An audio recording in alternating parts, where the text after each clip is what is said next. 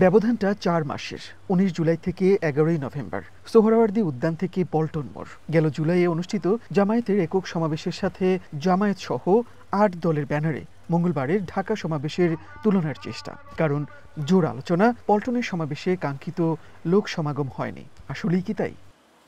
১৯ জুলাই ২০২৫ সোহরাওয়ার্দী উদ্যানে ওই দিন এককভাবে জাতীয় সমাবেশ করে জামায়াতে ইসলামী। ঢাকার পাশাপাশি দেশের বিভিন্ন জেলা থেকে জামায়াত নেতাকর্মীরা ওই সমাবেশে যোগ দেন। লোক সমাগমও ছিল চোখে পড়ার মতো। সোহরাওয়ার্দী উদ্যান ছাপিয়ে আশপাশের সড়কেও ছড়ায় সমাবেশের গণ্ডি। এবার আসা যাক পল্টনে জামায়াত সহ আন্দোলনরত ৮টি দলের মঙ্গলবারের সমাবেশে। এই সমাবেশের ব্যাপ্তি আসলে কতটা ছিল? মূল মঞ্চটি ছিল পল্টন মোড়ে, নাইটিঙ্গেল মোড়ের দিকে মুখ করা। প্রধান অতিথি জামায়াত আমির ডাক্তার শফিকুর রহমান মঞ্চে আসেন পৌনে ৩টার দিকে। ড্রোনের ফুটেজে দেখা যায় সভার জনসমাগম তখন সামনের দিকে বিজয়নগর পানির ট্যাঙ্ক সিগন্যাল পর্যন্ত বিস্তৃত।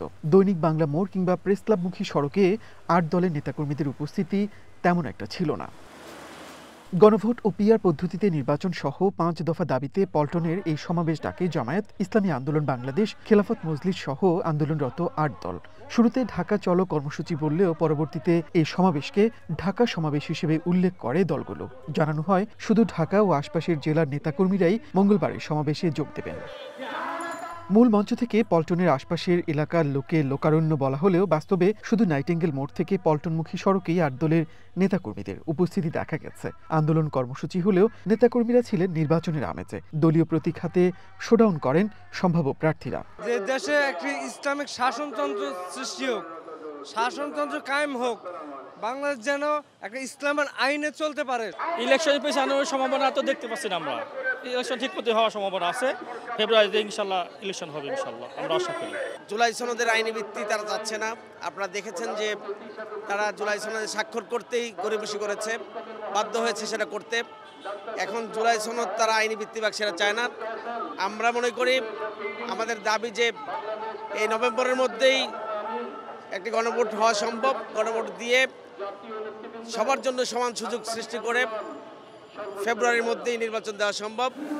৮ দলের সমাবেশে এমন জনসমাগম নিয়ে নানামুখী আলোচনা চলছে। এত বড় বড় ইসলামী দলের সমন্বিত সমাবেশের উপস্থিতি হতাশাজনক বলছেন অনেকেই। যুক্তি আসতে পারে ঢাকার বাইরে থেকে এই সমাবেশে নেতাকর্মী আসেনি, তাই উপস্থিতি কিছুটা কম। কিন্তু ৮টি ইসলামী দলের ঢাকায় নেতাকর্মীর সংখ্যা এতটাই কম, সেই প্রশ্ন উঠেছে।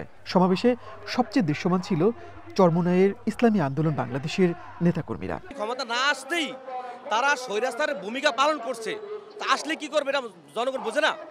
আর বাংলাদেশের জনগণ তো এখন বোকা না, কারণ এটা ৯১ নির্বাচনও না, ২০০১-এর নির্বাচনও না, এটা ২০২৫ বুঝতে হবে। আগে যেখানে যা ইচ্ছা করছে এটা প্রকাশ হয় নাই। এখন কোথাও কিছু হলে অনলাইনের যুগ, যেমন আপনারা আছেন সাংবাদিক ভাইয়েরা, এখন কিন্তু প্রকাশ হয়ে যায়। সেই জন্য বাংলাদেশের মানুষ সচেতন। এখন আর সম্ভব না এই বাংলাদেশের মানুষকে দাবে রাখা কোনো সম্ভব না। গণভোট বলতে এটা জনগণের একটা, যে জনগণের অধিকার, এবং আমরা গণভোটের আগে গণভোট হতে হবে। গণভোটের না হলে আমরা কোনো নির্বাচন মানব না, নির্বাচন হতে দেব না। গণভোট দিয়ে কি হবে? গণভোটটা কেন দিলে দেশের মানুষের সবার একটা মতামত গণভোটটা যে প্রকাশ করবে, যার যার গণভোটের মাধ্যমে প্রকাশ হইব।